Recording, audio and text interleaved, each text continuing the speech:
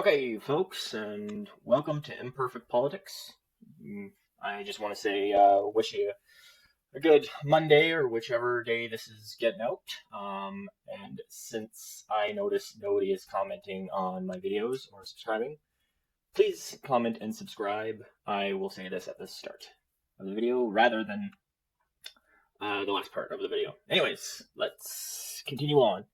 From the Financial Post.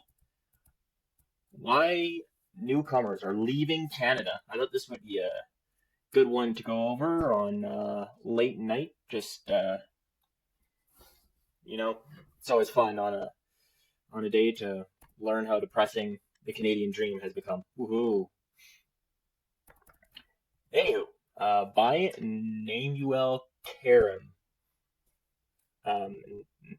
Namul Karim, I apologize for incredibly destroying your name.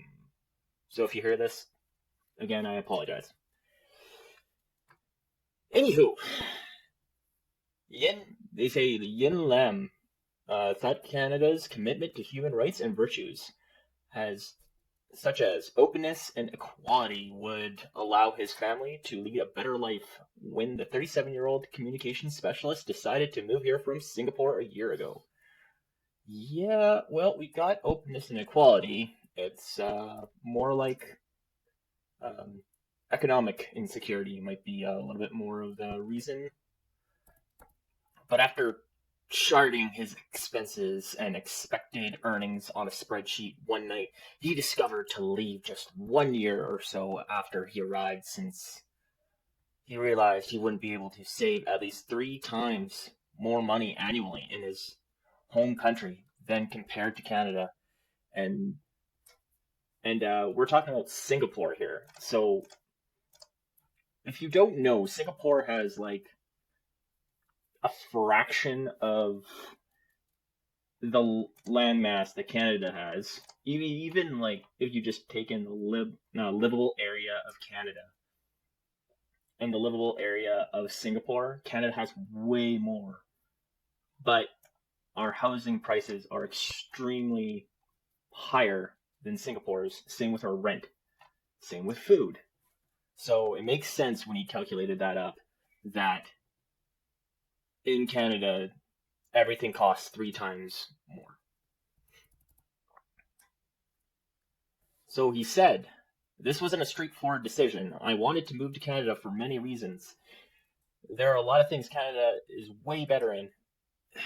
Probably not weather, but I'd assume mountains.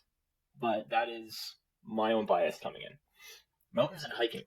But I have never been to Singapore before, so if you do comment below whether Singapore has amazing hikes and mountains. More than 1 million newcomers entered Canada over the past year, reaffirming the country's position as a top choice for immigrants. Yeah, well, we always have been, but the housing market nowadays is proving to be a little bit harder to navigate. There we go. Let's see here. About 67,000 people left Canada in 2019, and nearly 60,000 did so in 2017. Huh. Kind of seems like since Trudeau's been in, things have been a little bit rougher, but that's just my speculation. Go down there. Between 1982 and, which is a lot higher than the average baseline they recorded between 1982 and 2018. So, let's read that again. About 67,000 people left Canada in 2019, and nearly 6,000 did so in 2017. So it might have just been the COOF, but because of what happened there. But that wouldn't really make sense. Let's read on. The study didn't say why newcomers were leaving, but ICC's chief executive, Danielle Bernhard, said rising prices and a housing shortage could have been the reasons.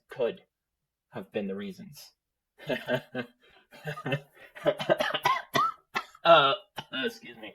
Sorry, that was so ridiculous that I almost choked on my coffee here. All right. Liam counted New Zealand. Let's read through this a little bit.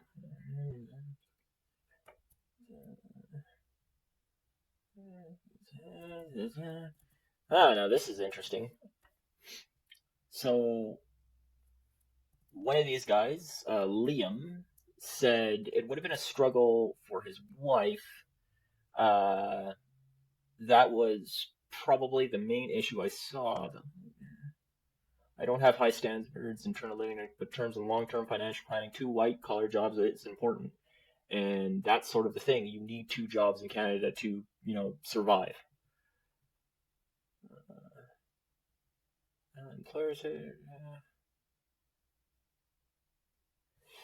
anywho,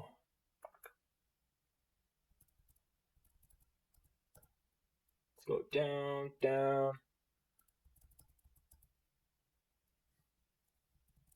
Okay. Our lifestyle is already limited. I don't know how everybody else does it. So,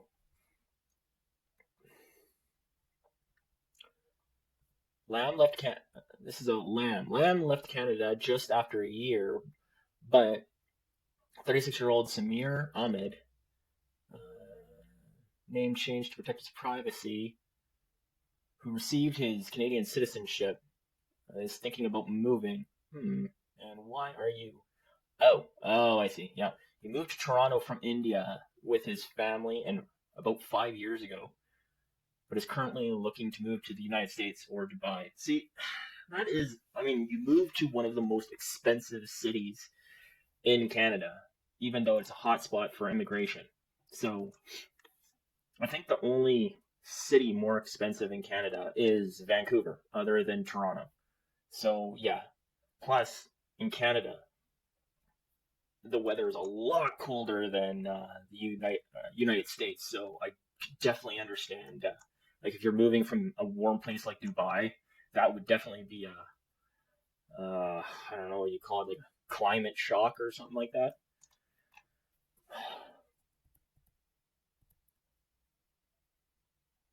Uh, Together, Ahmed and his wife earned 160,000 a year, but that's not enough to support a family of three. Soon to become a family of four. 160,000. How much is he paying in rent? They currently pay $3,000 in rent per month for a two-bedroom condo. Holy, I didn't know it was that bad in Toronto.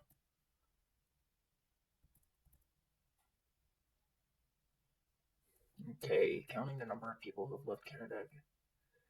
I don't know if it says it down here, but I also know that a big portion of why immigrants are leaving too is because it is so hard to like do what you were trained for in your country in Canada. So like, I couldn't imagine being a doctor and having to work like moving to Canada for a better life and then having to work at a gas station for years just to retrain another 4 years. Like I think it's ridiculous how you can't at least like work as a med student and do like assist doctors and work on the job if you've got that training already. You have to go through school again.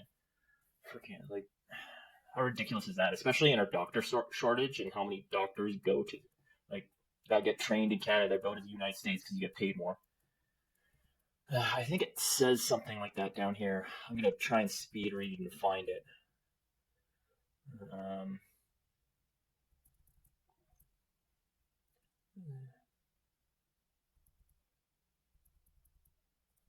all right, we got a little bit something on the other side, but not everybody agrees with some of the study's findings. So we got a CBC finding here. Okay, counting the number of people who have left Canada for good isn't as easy a task. Researchers from the ICC and CBC say there are no official numbers. So, what do they do? The study considers immigrants to have left the country if they haven't had a TI family file by 2020. Interesting, interesting. What did they find? Through this method, they found the departures in 2019 and 2017 were 31 and 43% higher, respectively. Holy moly. Than average baseline. Yeah, that's still only a little bit higher. Only a little bit. Aside from the spikes, the study depicts a stable increase onward migration. However, there's recent immigrants. Okay. Right. Speed read through here. Let me see if I can find the one about jobs.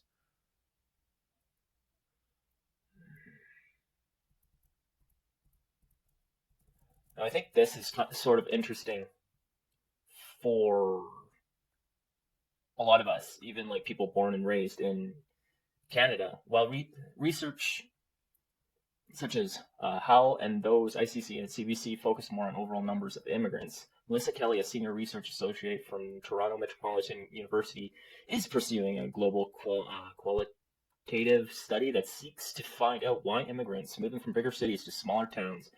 See, yeah, this is what kind of is both immigrants um, and people born and raised in Canada. Yeah. So, as part of the study, Kelly interviewed newcomers who moved to Thunder Bay, Ontario from the Greater Toronto area and the big cities. And other big cities found that some of them were thinking of leaving Canada together in the near future. The reasons range from rising rents, of course, that's the normal thing for everybody, and affordability issues linked to recognition of job credentials and degrees. See that there's what we saw right there. Many of them, or we're talking about before, sorry. Many of them did say they came to Thunder Bay because they heard it was cheap, but that has changed. It's changed everywhere. I grew up in a small town, and prices have skyrocketed there as well. And it's way smaller than Thunder Bay, like population of 3,000 people. In the past couple of years, the cost of housing has increased dramatically. Unfortunately, there are stories of landlords taking advantage. And here we go. Some of the interviewees were dentists and medical professionals from India. One of them talked about potentially moving to Australia, since it would be apparently easier for him to get his credentials recognized there. She said. Others with medical backgrounds expressed frustration about the process here, but they're still hopeful that it would work out. Well, I'm sorry to tell you, but we've always had that problem, and from the people I've met and talked to, that's not going to be solved anytime soon. So, unfortunately, I don't want to say it is what it is, but it sort of is what it is. Like I said before, we have a doctor shortage here, and for some reason, we just can't do on-the-job training. It has to be in school. That seems like and how inflation and housing factors, definitely everything has gone up, which you can read through this in full. So that's pretty much the gist of it. I'll post a link in the description below, and you can read through the whole article. Definitely read through it. The Financial Post is pretty good at